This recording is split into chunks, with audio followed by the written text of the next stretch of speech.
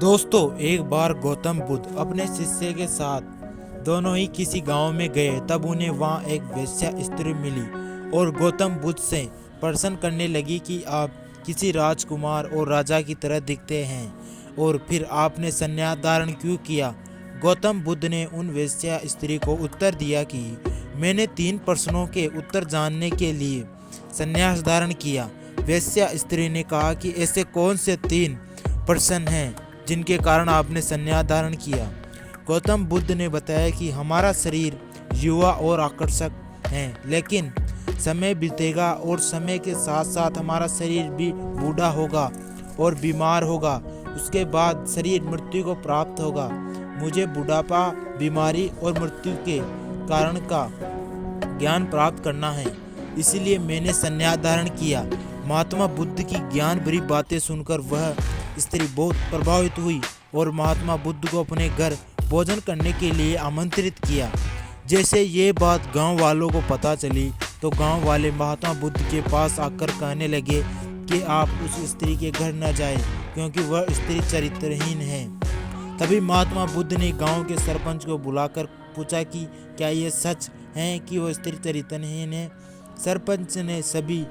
सरपंच ने भी बुद्ध को बताया कि महात्मा जी, इन गांव वालों की बात सत्य है, वो स्त्री चरित्रहीन है। और तब महात्मा बुद्ध ने सरपंच का एक हाथ पकड़कर कहा, सरपंच जी, अब आप ताली बजाकर दिखाओ। तो सरपंच जी को आश्चर्य हुआ और कहा, यह तो संभव है, एक हाथ से ताली कभी नहीं बजती। तब महात्मा बुद्ध ने कहा कि ठीक उसी प्रकार कोई भी स्त्री अकेली चरित्रहीन नहीं होती। अगर वो स्त्री चरित्रहीन है तो आप सब गांव वाले भी चरित्रहीन हैं, तो मुझे भी आपके घर नहीं आना चाहिए। अगर पहले आप चरित्रहीन नहीं होते तो वो स्त्री भी चरित्रहीन नहीं होती।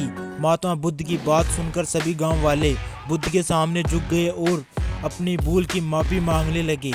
और फिर महात्मा बुद्ध ने उस वेश्या स्त्री के घर जाकर भोजन किया।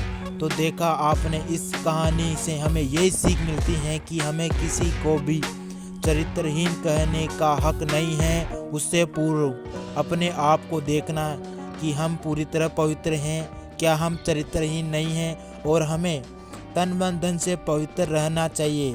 दोस्तों, अगर आपको ये कहानी पसंद आई हो तो कमेंट बॉक्स में ज़रूर बताएं और इस कहानी को लाइक ज़रूर मारें और जाते जाते चैनल को सब्सक्राइब करें। मिलते हैं नेक्स्ट कहानी में जल्दी ही।